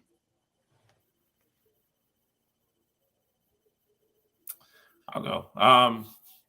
I touched on it earlier. I think how this team practices this week, how they regroup. I mean, again, it's a very veteran-laden team. Got their asses kicked. It happens. It's football. I don't think they're going to have any trouble getting up for this game. Like I said, it's not the end of the world if they lose. If they win, they really put a stranglehold on the division coming down the stretch here. And really, for lack of a better term, put a really good grip on the number 1 seed overall as well. This is one of the games, I think, if you're a 49ers fan, you're hoping the Eagles lose. But that being said, like I said, they got to weather the storm. I do think Dallas will come out hot in this game. I do. And I think if they can stay in it, get this game to the second half, and then just let your team do what they do. I think they're going to be okay. I do think they go to Swift. I think Swift has a big day. I think Jalen plays well. I really do. This is kind of a prototypical Jalen Hurts type game, coming off a loss. A lot of people, as they always do in the city, overreact. It's Jalen this, Jalen that. I think he shows up Sunday night and plays well. I think the Eagles go into Dallas and then win. So I'm going to be on the other side here. And I know you guys are going to hate it. Eagles fans in the comments are going to hate it. But I'm picking the Cowboys here. And it's not because I think that the Cowboys are the better team. I just think at some point, most likely this season, the Eagles, there's a good chance they may see them 3 times this year. And, as much as I give Dallas shit, it's tough to beat a good team 3 times in 1 year. And I know if they see them in the playoffs, the Eagles are 100% winning that game. So I just think it's a spot here where the Cowboys are at home and the Eagles are coming off. This is the gauntlet. They've been running the gauntlet. The Cowboys have kind of been coast a little bit. I know the Seahawks game was closer than they'd have liked it to be, but I like the Cowboys to essentially get a revenge game from the first one, losing the game earlier in the link. I think it's going to be tight, but I got the Cowboys winning at home. Well, the Cowboys are starting their gauntlet. The Cowboys have Philadelphia, then they got to travel to Buffalo, then they got to travel to Miami, then they got the Detroit Lions. So and that's when they'll start. Like when you have the start of the gauntlet, you're okay. But once you get into the meat and potatoes of that gauntlet, luckily for the Eagles, they're on the decline. Like they're about to, just coast to the finish line. But the Cowboys are starting that route. If this was like game 2, game 3 there, probably pick the Eagles, but just given where it's at, I like the Cowboys here. That's fair. Let's get into NFL pick'em, boys. Right now, Chally's still in the lead, even after 0-3 week. Me and Cottrell rearing right behind. It says something when you go 0-3 and you're still 4 games above 500, though. That's pretty solid. So, Chally, what's the order, my friend? Gino, I'm going to let you lead off. I'm going to let Cottrell go second, and I'm going to go third. Didn't work out well for you last week. I know. Gotta go back for it. I do applaud you for getting all the way back to 500, but I've had 2 bad weeks this year and I've rebounded both times. So I think I gotta have a good week here. I go big or go home. All 3 of my games are go big. Well, 2 of my 3 games are big or go home. First one I like the over in the Lions versus Bears game. I think it's gonna be an extremely high scoring game. It's only 43.5. I think Goff and Fields go nuts this football game. I think it's I think one of the teams might cover that 43.5 by themselves. I could see this game being a 42-35 shootout, something of that nature. So I'll take the over 43.5 in the Lions versus Bears. I couldn't believe it when I seen the number. There must be snow happening this week in Chicago because there's no way they stand at 43.5. Second game is I was fully prepared to come on this show after going into this week and pick the Buffalo Bills coming off their bye to beat the Kansas City Chiefs. Von Miller stuff happened. Kansas City lost on the road. They're coming home. It's a big game. I think Kansas City wipes the floor with Buffalo. I think this is the beginning of the end of Sean McDermott. I think that Buffalo Bills team is really reeling. I'll take the Chiefs minus 1.5 at home. For my third game of the week, you find out a lot about a team. Actually, you know what? I'll do it a little better. Let me tell you something you already know. The world ain't all sunshine and rainbows. It's a very mean and nasty place, and it will beat you to your knees and keep you there permanently if you let it. You, me, or nobody is going to hit as hard as the San Francisco 49ers. But it ain't about how hard you hit. It's about how hard you can get hit and keep moving forward. How much you can take and keep moving forward. That's how winning is done. I got the Birds plus 3.5 over the Dallas Cowboys this week. I think the Philadelphia Eagles bounce back and smack down those Dallas Cowboys and claim their division that they own and win this football game Sunday night in Arlington. All right. So, Gene, you gave us some exciting picks. I'm going to kind of give you some yuck. So my first yuck. I think this is the yuck of the year. I feel like it's a lock, though. I don't know how it's not a lock. Give me the under 30.5. New England at Pittsburgh. Call me the sucker, but I don't see how these two teams combine to score more than 30 points together. Bailey Zappi and company, we saw them put up 0 points against the Chargers last week. And now the Steelers, they lose Kenny Pickett for this game. He had surgery. When he was there, they stunk offensively. Now they got Mitch Trubisky there. The Patriots are averaging 4 points in their last 2 games, and the Steelers are averaging like 13 even without Matt Canada.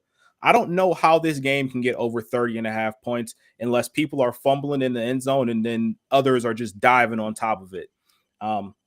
So I feel like that's the lock of the century there. But of course, watch it be wrong and it's offensive fireworks. But second game I like the Texans minus 3.5 at the Jets.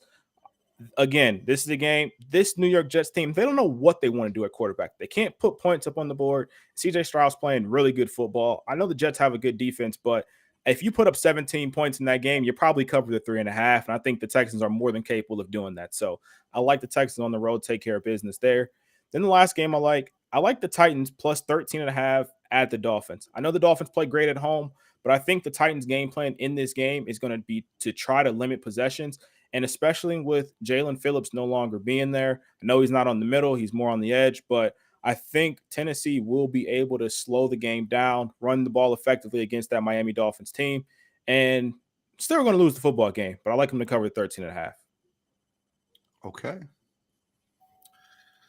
All right.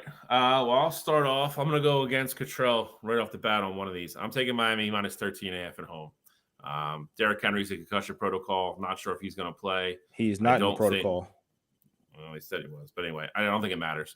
I don't think they're going to be able to limit possessions enough and drag this game down and run the ball and do all that enough. I think as soon as Miami starts busting open a couple plays, game's going to get out of hand. Tennessee's going to start throwing the ball a lot. I don't like that. I don't like, I don't like the whole Will Levis drop back 34 times a game plan for Tennessee. I like Miami big at home. Second game, I'm going to take Vegas +3 at home against Minnesota. I know Jettis is probably coming back this week. He's been activated. Looks like he's going to play. But that being said, I think Vegas has played inspired football since Antonio Pierce took over. They're playing at home where they always play well. They're going to run the ball. I think they'll be able to move the ball against that Minnesota defense. I really do. You're going to give me 3 at home for the home team. I'll take Vegas +3. Last but not least, I'm going to go with Cottrell's Browns -3 at home against the Trevor Lawrence list, Jacksonville Jaguars. I know Blaine Gabbert's not a bad, a horrible backup quarterback. He's a career backup. I also think with that pass rush, you're going to get after him. I think he throws a pick or two at least, maybe a pick 6. I think Cleveland's defense is going to pin the ears back and go. I don't think Jacksonville's going to be able to move the ball consistently against Cleveland. I think Cleveland makes enough plays. Jacksonville's defense has been a little spotty the last couple of weeks. I think they'll be able to pass the ball. I like Cleveland at home -3. A little spotty. Jake Browning looked like Joe Montana Monday night. There's something about Doug Peterson with backup quarterbacks, though. I don't think Trevor Lawrence plays, but I think that C.J. Beathard gets the job done and they beat Cleveland. Did the Bengals make a mistake? What do you mean? Jake Browning looked like he could be a franchise quarterback. I don't know. What do you mean? Did they make a mistake? Well, they just paid Joe Burrow $200+ million, and Jake Browning is looking like I'm not doing like a savior. I'm not doing this with you. Won a game against the 8-3 Jaguars. I'm not doing this with you. Let's get into MLB action. Juan Soto trade. Juan Soto looks like is it finalized? I think it's all but finalized. Traded to the New York Yankees for a bundle of prospects. Now, Juan Soto has made it known to anybody that would listen to him that he is going to play out his contract and he is going to become a free agent. I think the Yankees think that they can re-sign him, obviously, by getting him in that locker room for a year and getting him around that culture. He wants to win. Juan Soto has said this time and time again. He wants to win. That's where he wants to be. He wants to be in an opportunity in which he can win baseball games. That's why he didn't take a ton of money from Washington. That's why he didn't take the blank check that San Diego offered him when he got there. And that's why he hasn't re-signed. He won't re-sign with the New York Yankees. So Juan Soto to the Yankees, your thoughts? Just real quick because I know Bill's going to give the full breakdown. I just looked it up. It said the only thing that's basically holding it up now is San Diego's getting all the physicals of the prospects that would be coming in. It's crossing T's, dotting I's, and paperwork now. So if they've agreed to the framework of it, it's pretty much done. Okay. It is. I mean, listen, New York's given up a decent amount to get him, so it's a gamble. I mean, it's a gamble to re-sign him. I 1,000,000% agree with Gene. I don't think there's any shot Juan Soto does not test free agency. Not saying he doesn't end up re-signing in New York. You could go there, fall in love with it, love the clubhouse, all that good stuff. Playing with Judge and all those guys, but there is no way he signs a contract before the year's up. He's 100% going to hit free agency. I look at it. I mean, all I heard from New York all season was they didn't want to get into this. They didn't want to get into inheriting the big contract or necessarily bringing in the big player because they've admittedly, kind of said they've gotten into too many of these contracts, some of them which they want to try to get rid of. And have that be, Giancarlo Stanton, maybe DJ LeMahieu type guys like that. And they go out and get in the Juan Soto sweepstakes. So just goes to show you can never really believe anything. They're giving up a couple really good prospects that a lot of Yankees fans are not happy or leaving.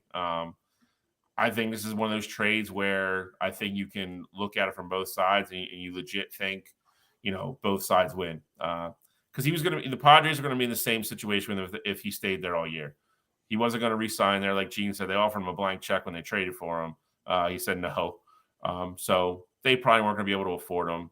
You know, I think it kind of gives up. I don't want to say gives up, but it hampers what the Padres are probably capable of, you know, this year, especially because they're going to lose Blake Snell as well, most likely. So I think it's a win for both teams. I think the Padres got 3 top-end prospects that hopefully, if you know, even if 1 or 2 of them pan out, they can say 2 or 3 years from now they felt like, you know, that they won. And in the short term, you know, the Yankees are trying to bulk up to keep up pace and what's just becoming a freaking juggernaut of a division in the AL East. So, you know, I think it's a win for both teams. You know, I'm not mad that he's out of the National League. I'll tell you that much. You know, we don't got to deal with him in the playoffs, but you know, I always take you know, certified talent over prospects. You know, I hate to say it, but I'd probably rather, if I'm going to put all my eggs in one basket, I'll put them in, you know, the basket of the guy that I know what he's going to do, not what, you know, some kid might be 3 years from now. Especially in baseball, because we see it too often where these kids get traded in these trades and you never hear from them again. So I think it's a win for the Yankees. And like I said, I think the Padres feel like they won as well. So, you know, it's the first kind of blockbuster deal to get done. And it's because it doesn't involve pitching. And, you know, we're still on Shohei watch, unfortunately. Before we get into Shohei watch, because we're going to get into that next, Scott Boras said that Bryce Harper wants an extension already. He has 8 years left on his contract. Is Scott Boras the devil? How are you asking for an extension when you're going to be here for 8 more years to 38 years old? And you're trying to sell the team on, well, he's going to play into his 40s because he's going to play first base so he can keep recruiting people to Philadelphia. Like, Bryce doesn't believe he can recruit people to Philadelphia unless he's assured that he's going to finish his career there. That's why he's one of the best in the game. It's you have to look at the other parts of this as well. So on the surface, you look at it that way. Scott Boras is also just doing what his client's asking him to do. I think you have to look at it from a positive that if Bryce does think he's playing till 42 or whatever it is, he wants to make sure that he plays here. He loves it here. I mean, I don't think it's a rope or a boat that you try to rock. Also, what it's going to do is if they're signing an extension, it's going to be kind of similar to what Mike Trout did with his. You're going to rip up his old deal. So what it's going to do is you'll be paying Bryce more money down the road, but it's also going to give them a little bit of cap relief in an upcoming next 8 years that he originally was going to make 30, whatever it was going to be. That number will actually come down a little bit. So listen, man, I mean, I don't know how many years he wants. So I think, you know, I need to see the specifics of it, but if he's just trying to get an extra 2 years so he can play till he's 40 and then retire here, and he is going to play first base, and that includes him continuing to, you know, go out and make phone calls and be like, dude, you got to come play here. Like, got Trey Turner, like guys like that. Give him whatever the hell he wants, dude. I get it. There's no salary cap. You can't argue it. It just comes off real weird to me. I get it. Control, your thoughts on that? I mean, I don't think it, regardless, I think it kind of shows the goodwill essentially of the Phillies, especially if they're able to do that as well. Because if you're like a free agent that is, you know, 28, 29, 30, and, you know, you're looking for a great deal like that, not even saying you guys are going to be in the Juan Soto sweepstakes, but if you're looking, like if you're a guy like Juan Soto and you're like, hey, I want to go to a contender, and this is how they're going to treat their guys that perform for them, that are leading them to the playoffs and, you know, being clutch players for them and in the MVP discussion, that's how I want to be treated. So I don't necessarily think it's a bad look for them. Now, of course, you know, you're at 8 more years. You're talking about extension already. I get how that looks kind of crazy, but at the end of the day, I don't think it's that big of a deal. And then just real quick on the Juan Soto thing, I'm never going to say a team that's getting Juan Soto is the losers, but the issue here is the Yankees are going to be in the same boat as they were last year. They still don't have any pitching, and, you know, hopefully they address that. Well, hopefully they don't, because I don't care if the Yankees win or not, but they don't have any pitching. Juan Soto doesn't change that. He doesn't make them World Series favorites now, even in that AL East, the favorites to win that division. So I think that's really the tough pill to swallow if you're a Yankees fan, especially getting him on a rental. Where does Shohei Ohtani end up? I think you're down to two teams, and I think it's either he goes back to the Angels or he goes to the Dodgers. Cubs have pretty much come out and said that after meeting with him, and they didn't say much, but it just made it sound like they're not willing to go, to maybe what he thinks he deserves or what he wants.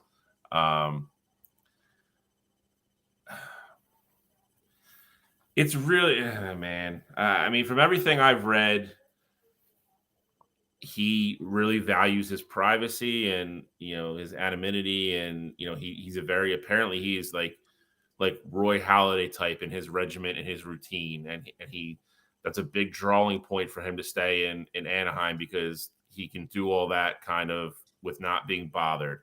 It's one of the things Mike Trout's even talked about before. I ultimately think he goes to the Dodgers. I can't see him going back to Anaheim, knowing the next 2 or 3 years they're just not close. I know the GM came out and said, that 100% he's not trading Trout. I think that all depends on 100% on what happens with Shohei. I just can't see him re-signing in Anaheim. They're just I know you have these two guys, that are elite superstars, but everything else around them needs to get better. It's not a 1-year fix. I just can't see him sacrificing the next 2 or 3 years of his career before Anaheim's probably really. He doesn't want to win, Charlie. He I wants autonomy. He doesn't want to win. He wants his regimen, and he's going to get a ton of money from the Angels. He's going to go back to the Angels because he doesn't care about winning. He doesn't want expectations on him.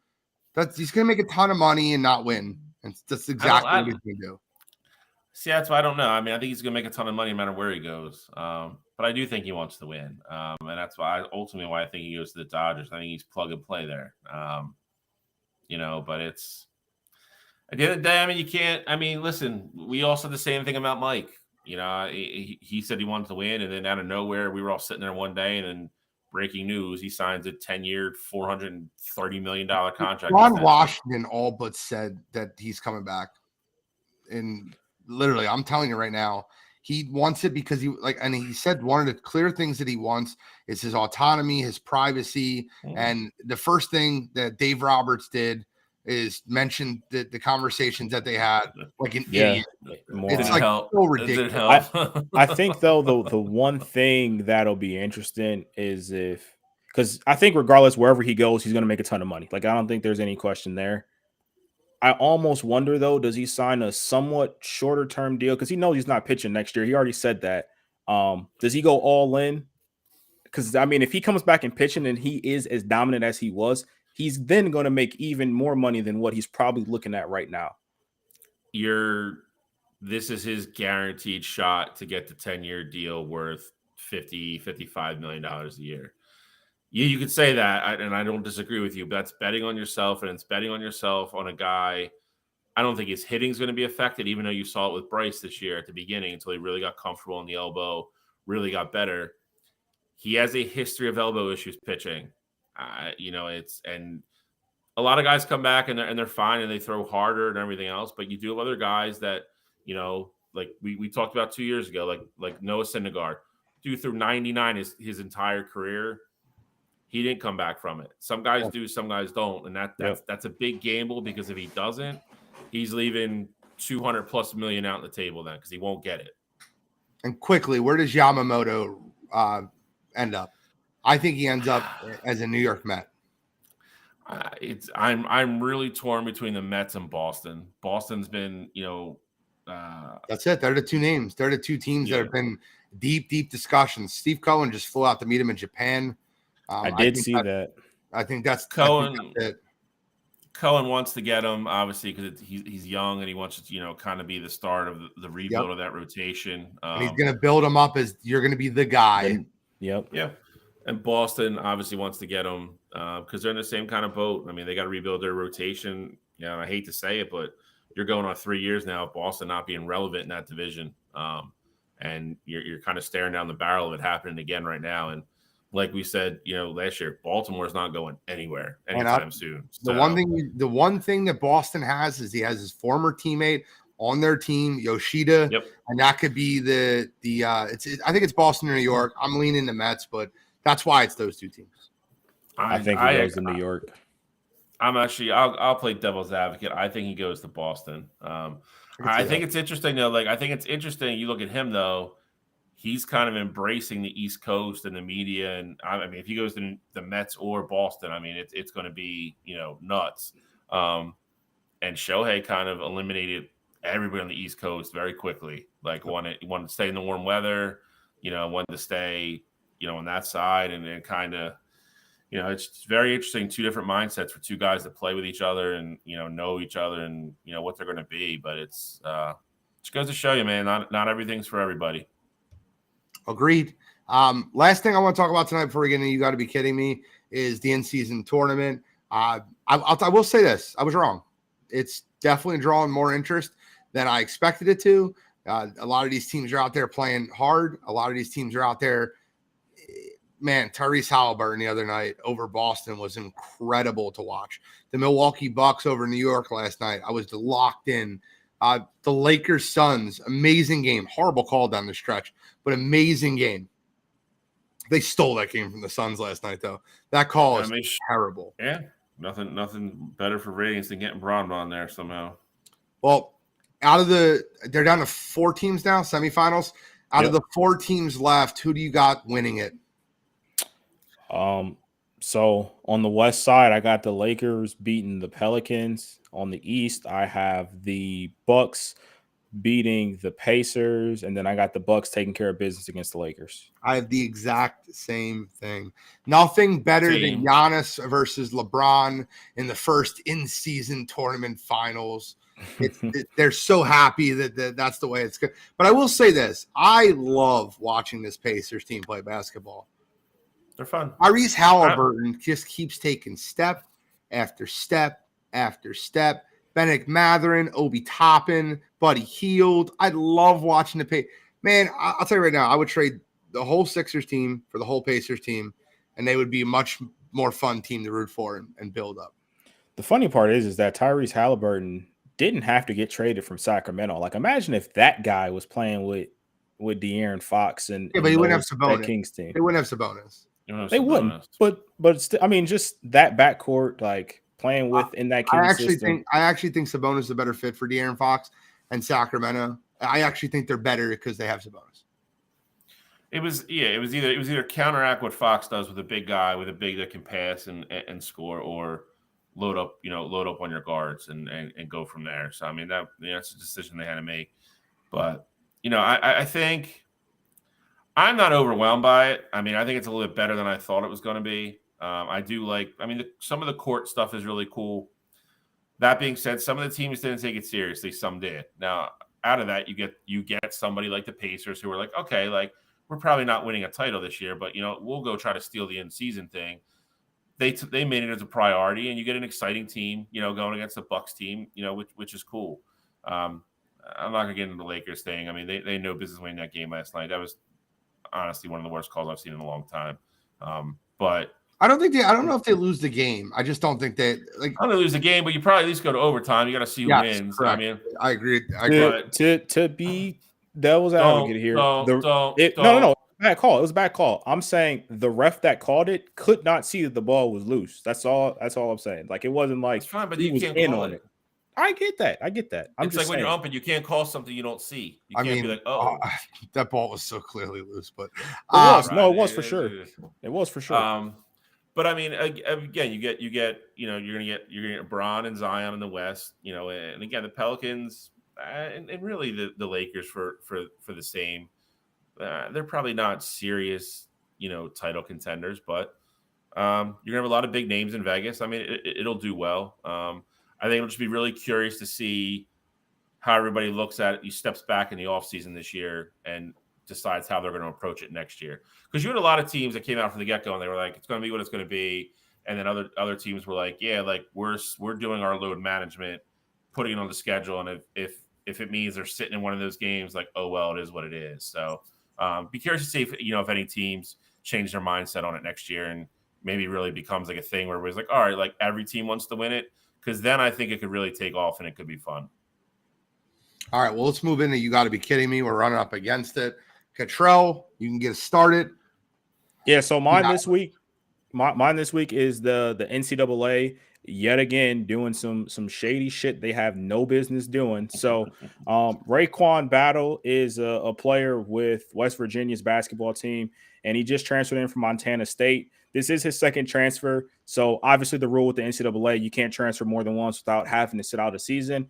But they do have like asterisks that can get you around that. So whatever those requirements were, Raekwon Battle met every single requirement. And the reason why he transferred from his last school is due to mental health. And he had all the documentation to prove that. And so he applied for, the waiver to get cleared to play this season. And the NCAA still declined it and didn't even give him a great reason for it. They just declined it, said, hey, it is what it is. You got to sit out this season. It's just a joke of an organization, the NCAA, not truly caring about the players. They want to say sometimes it's, hey, these are the rules. We got to stick to them. And then other times, like the college football playoff, they're like, we kind of want to do what we want to do. We know these aren't the real guidelines, but that's just where we are. So for me this week, the NCAA getting it wrong yet again. Come on, you got to be kidding me. It's hilarious. It's hilarious. In the next 3 to 5 years, the NCAA will have no oversight on college football at all.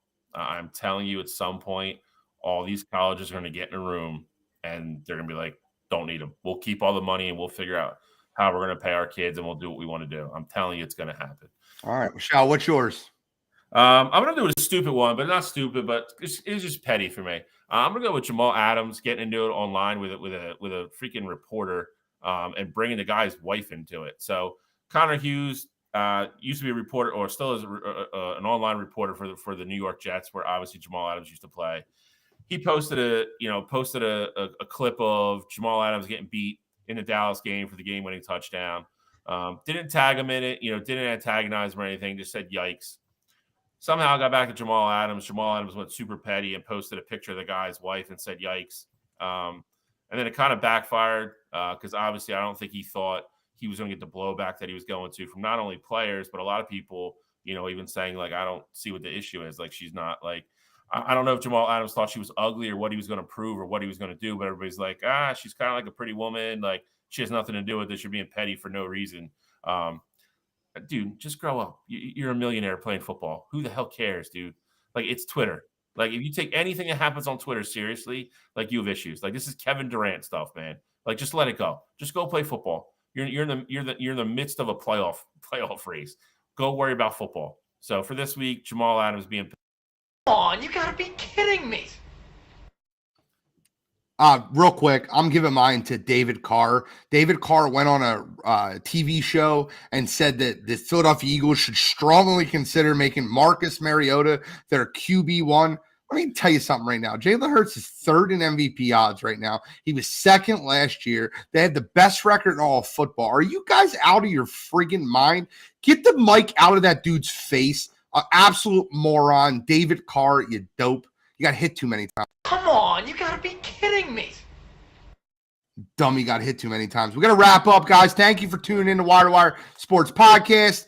Appreciate everybody tuning in. That's College Cottrell. That's Scholastic Uncle Shally. I'm the NFL genius, Gene Walzak, and we are signing out.